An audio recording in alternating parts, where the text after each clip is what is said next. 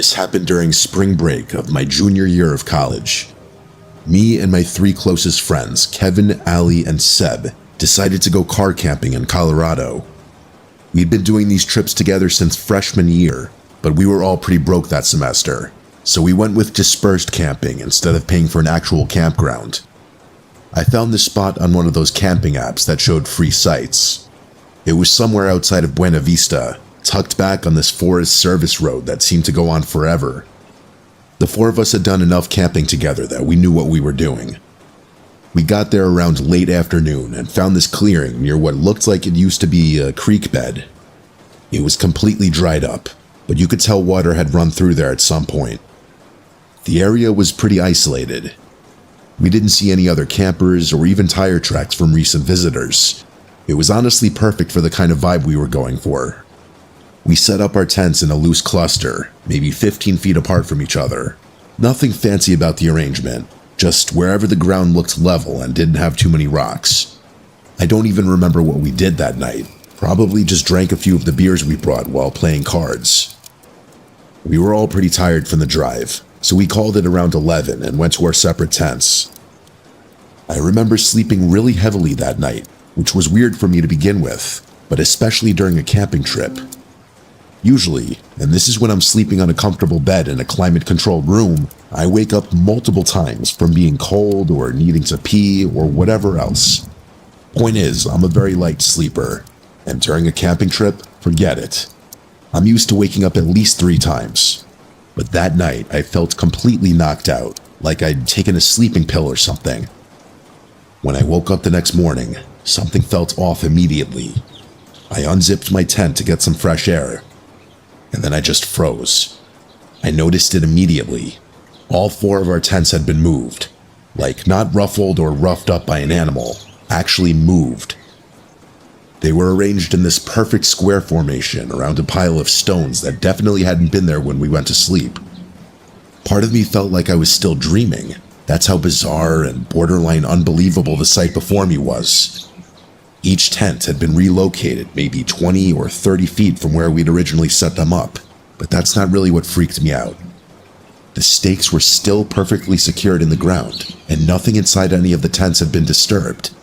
My sleeping bag was exactly how I left it. My phone was still plugged into my portable charger, and all my other gear was in the same spot. Nothing was missing from my tent, which I checked, double-checked, and triple-checked. I thought I was going crazy. I yelled to wake up my friends. Kevin was the first one to emerge from his tent, and I didn't even have to explain the situation to him. I could see on his face that he was experiencing the same confusion I was.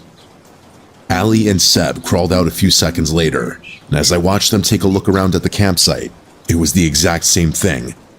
None of us remembered anything.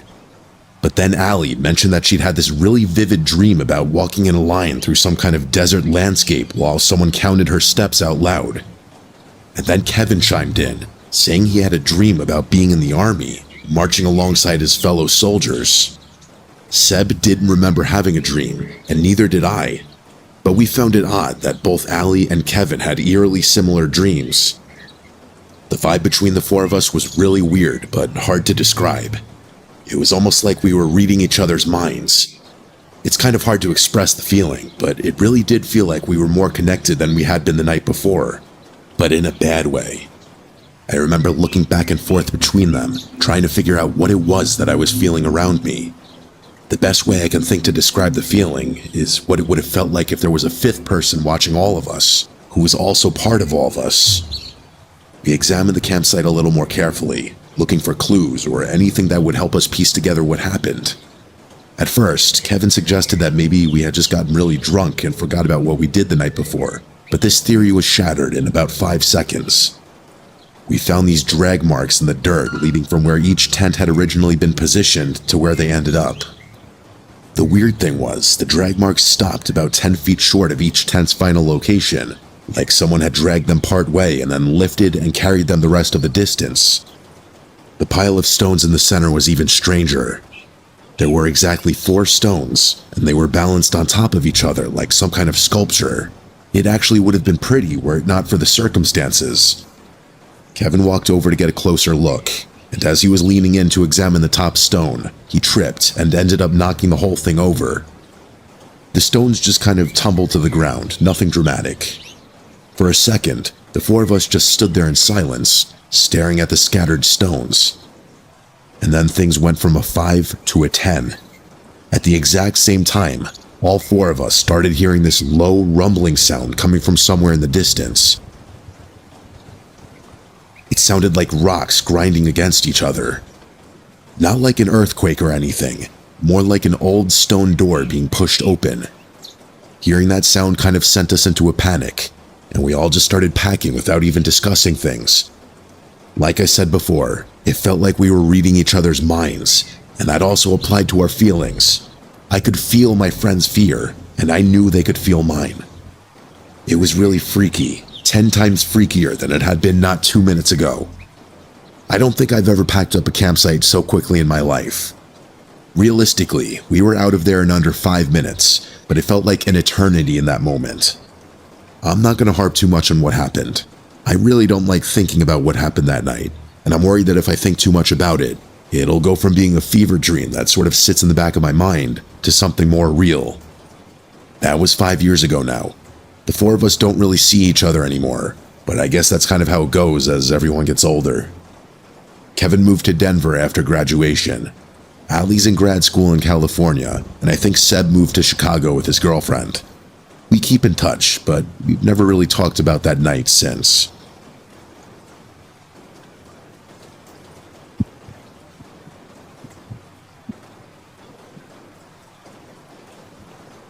My name is Simon. This happened last summer when I was 23. My girlfriend Cadence and I had been planning this camping trip for months. Just the two of us, no cell service, no distractions. We'd been together for about a year and a half at that point, and honestly, things had been getting a little stale. Not bad, just routine. We figured a weekend in the woods would be good for us. We picked a spot in the Uwharrie National Forest in North Carolina. I'd been looking at different locations online for weeks, trying to find something that wasn't too crowded but also wasn't completely isolated. The place I settled on was this campground about 3 miles down a forest service road. According to the reviews, it had maybe 6 or 7 sites total, and they were pretty spread out from each other. We left Friday afternoon around 3, stopped for supplies at a grocery store near the forest entrance, and made it to the campground just before sunset. The road getting there was rough, lots of potholes and loose gravel, but my truck handled it fine. When we pulled into the main clearing, I was honestly pretty satisfied with my choice. There were a few picnic tables scattered around, a couple fire rings, and the sites themselves were tucked back into the trees enough that you'd have some privacy.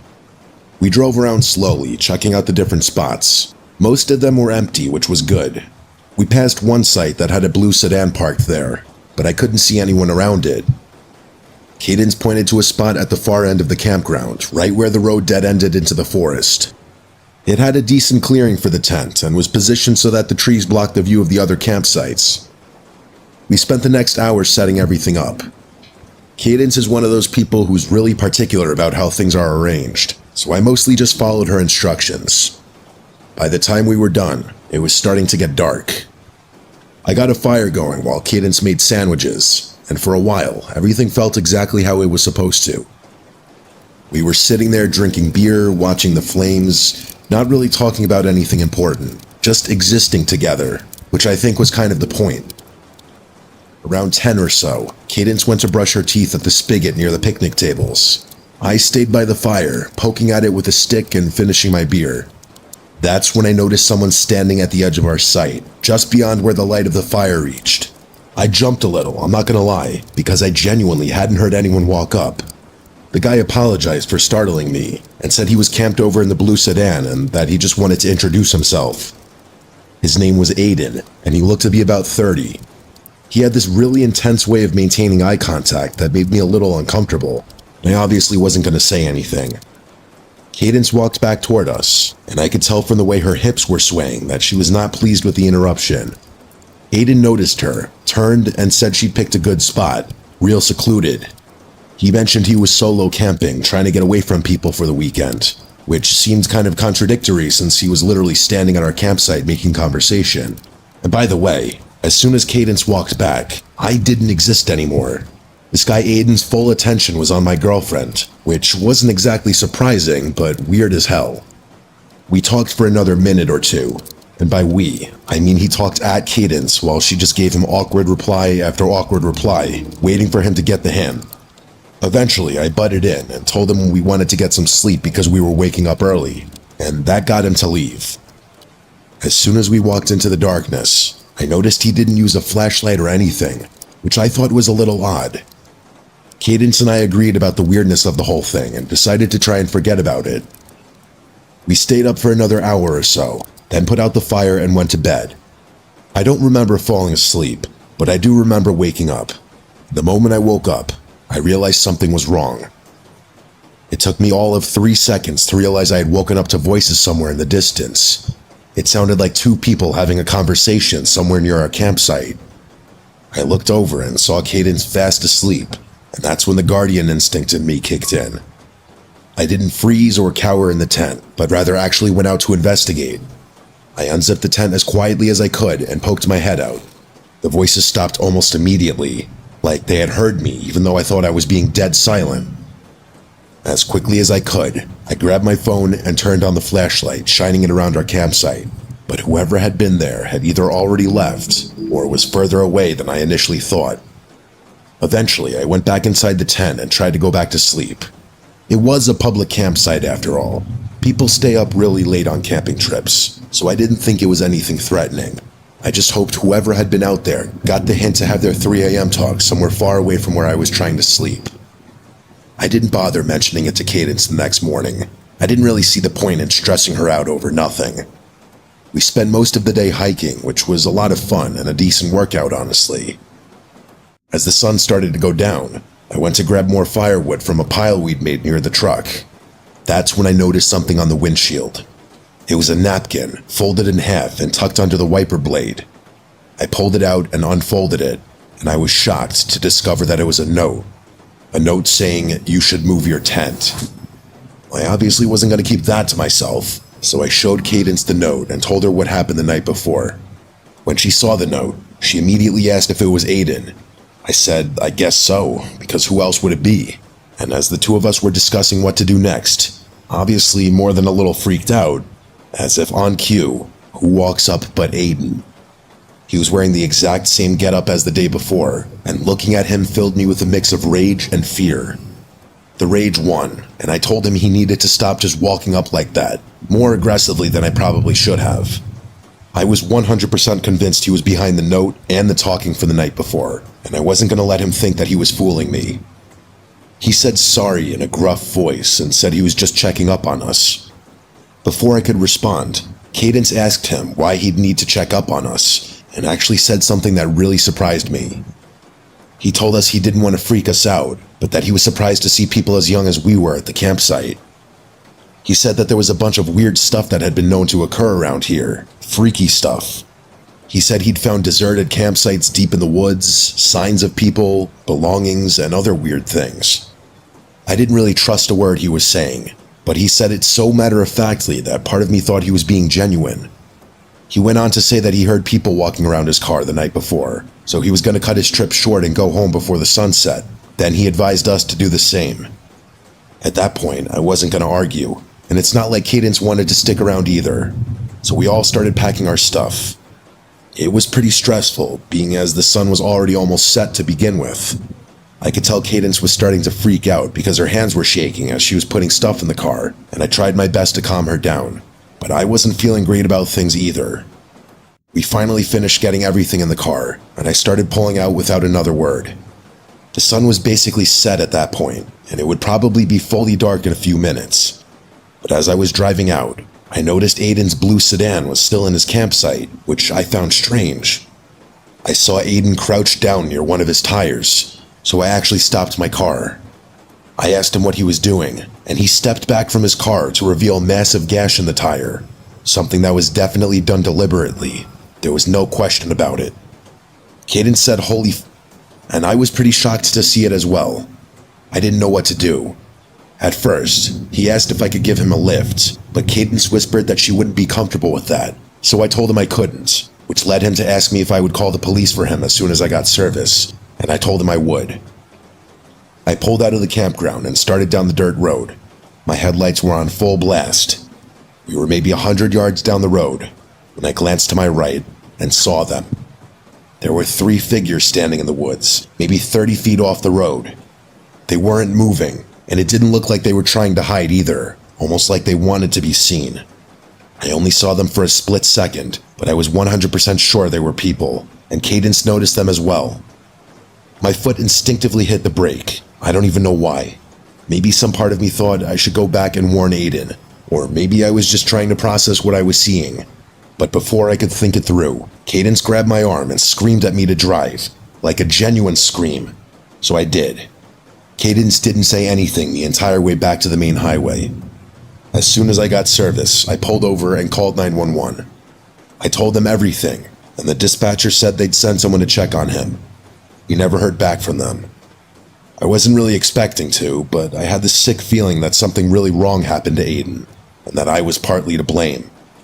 Cadence tried to reassure me that he was in on the whole thing, which is a possibility, but I think that's just a way to cope more than anything. Either way, this is still something I think about from time to time.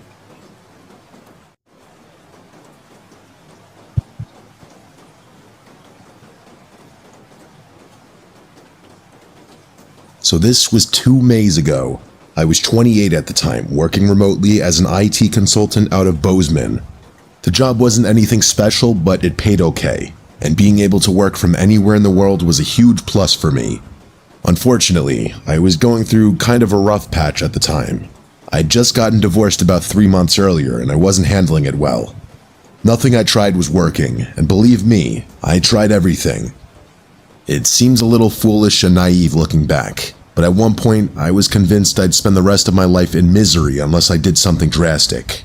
Like go off the grid and spend a few weeks in the wilderness type drastic. So that's kind of what I did. Camping has always been a big part of my life, so trekking out in the wilderness all alone isn't actually as crazy as it sounds, at least for me. I'm actually a lifelong scout. Couldn't make Eagle quite in time, but the point is, I know my way around wilderness better than most. I've got my old man to thank for that. I didn't want to go anywhere where there'd be other people around though. That would have defeated the whole point. I needed to be alone, so I did what any reasonable person does at 2 a.m. when they can't sleep. I went down the internet rabbit hole. Eventually, I found this old Montana backcountry camping forum that had a bunch of posts about some unofficial sites in the Helena, Lewis, and Clark National Forest. So right then and there, I made the decision. The next morning, I planned everything out. The only person I told where I was going was my brother, and I didn't even mention the specific spot to him, just a vague description of the general area. I had a bunch of PTO saved up, so missing a week or so of work wasn't the end of the world. If I'm remembering correctly, that was a Tuesday, so it must have been a Thursday by the time I had my truck fully loaded up. I had enough supplies to last me the full week and then some. Freeze-dried meals, water purification tablets, a first aid kit, and all the other essentials. And of course, my Remington 700. I'm not a gun nut or anything, but you don't go that deep into the Montana wilderness without protection from wildlife. The drive out there was about 4 hours from Bozeman. First 3.5 were easy. Highway to county road to forest service road. That last bit though, what a headache. My GPS kept trying to reroute me because the service road I needed wasn't in its system. After some painful backtracking and double-checking the descriptions of some of those online posts, I found this overgrown trail that seemed to match up with what someone had written. Twice I had to stop to move branches and other debris that were blocking the path. My truck's a decent 4x4, but I was starting to worry about getting stuck. I drove along the path until it was impossible to go any further, at which point I just shut my engine. I knew I'd have to reverse out of there when the time came to leave, but I had been prepared for that, so I wasn't too concerned. As soon as I stepped out of my truck, I was pretty confident I was in the right spot. But that far into the wilderness, there's not really a right spot since everything's as remote as everything else. Either way, I was pleased. There was a clearing not too far from the cluster of trees I had parked in front of, and it looked like a perfect place to set up camp. Except there was already a tent there. I noticed it almost immediately. It was this old olive green tent that looked like it was from the 80s. My first thought was that someone else had found those coordinates, but the tent looked like it had been there for years. There was actual mold growing on the seams, like visible from 20 feet away kind of mold. I walked over out of curiosity. I probably shouldn't have, but whatever. I called out a friendly hello and waited. There was no response. The zipper was partly open, so I just unzipped it the rest of the way. And let me tell you, the smell in there was god-awful. It smelled like something had died inside. The stench was unbearable, but I was in too deep and was too curious to just walk away. I looked around the tent and saw an empty sleeping bag, some soup cans, and a little notebook. I withstood the nastiness just long enough to grab the notebook and reach my head back into the pure air. There wasn't anything else in the tent besides what I already mentioned, so I didn't see the need to keep investigating. But something was making that smell, which I didn't really understand. But anyway, after stepping out of the tent, I started flipping through this little notebook and immediately realized what it is. Pages and pages of tally marks. There must have been hundreds of them in there, all in groups of 7. The last page had 42 groups, which is over 8 months. I wasn't really spooked at that point, more so curious and kind of excited to have stumbled upon my own little mystery. But after flipping through the notebook a few times, there wasn't really much else to do. I ended up keeping it. What was I going to do, return it? But anyway, I decided to set up my own camp on the opposite side of the clearing, a decent distance away from the tent, but close enough to keep an eye on it. I didn't like the thought of letting it out of my line of sight. As I settled into the spot and acclimated myself with my surroundings, I realized there were no signs that anyone had actually camped here before. I went for a pretty extensive hike and didn't find any old fire rings, trash, trails, footprints, anything that would even marginally suggest another human. It was a really clear night that night. I remember that distinctly because the stars were incredible out there. The drive and setup had exhausted me, so I fell asleep pretty quickly. I woke up randomly in the middle of the night. I had no idea what time it was, but I knew for a fact I didn't wake up to nothing. I'm a very heavy sleeper, even out in the wilderness, so I knew something was wrong. I froze in the dark and listened, trying to hear for an animal or whatever else could have woken me up, and after about 30 seconds, I heard it. Whispers. It sounded like 2 or 3 different voices, and if I had to guess, I'd say they were maybe 20 feet from my tent. They were having some kind of conversation, but I couldn't make out what they were saying. I was so freaked out I started sweating. When you go that deep in the wilderness to be alone, the last thing you're expecting to stumble upon is another person, let alone multiple people. It doesn't sound like the scariest thing per se, but in the moment I was terrified. I stayed frozen in my sleeping bag, pretending to be asleep. The voices stopped, but I still didn't want to move. And after a few seconds, I started hearing footsteps around my tent. I realized whoever was out there was circling my tent, the way an animal might. Instinctively, my hand went straight to my rifle, which turned out to be the correct decision because not 2 seconds later, someone started yanking on my tent zipper. When it didn't budge, thanks to the clips I'd put on, they pulled back. I had my rifle aimed directly at the tent flap, and a very strong part of me wanted to just fire right then. I was expecting the person messing with my tent to just leave, but no. They started scratching the flap like they were trying to cut their way in, and that's what sent me over the edge. I spoke up, saying I had a gun and to back the fuck off. The scratching stopped immediately. There were a few seconds of complete silence, and then I heard footsteps, multiple sets of footsteps running away in what sounded like different directions. It sounded like at least 3 people, which was somehow 10 times worse than the thought of it being just 2. They didn't all run the same way, which struck me as strange. I didn't sleep much that night, but I felt very safe with my rifle by my side. As soon as the sun rose, I unzipped my tent and stepped outside, making a big show of brandishing my rifle. I immediately looked over at where the old moldy tent had been. It was gone. I walked over to the spot where I knew it had been. There was no ground depression, no stake holes, nothing. The grass wasn't even flattened, but I knew for a fact there had been a tent there. I had stared at it for hours the previous day. What I did find were footprints, Bare human footprints all around my campsite in a rough circle about 20 feet out. There were tons of them, and they were different sizes, which confirmed to me that there had been more than just 2 people out there. Some of them were also really deep, like whoever made them had been standing there for a long time.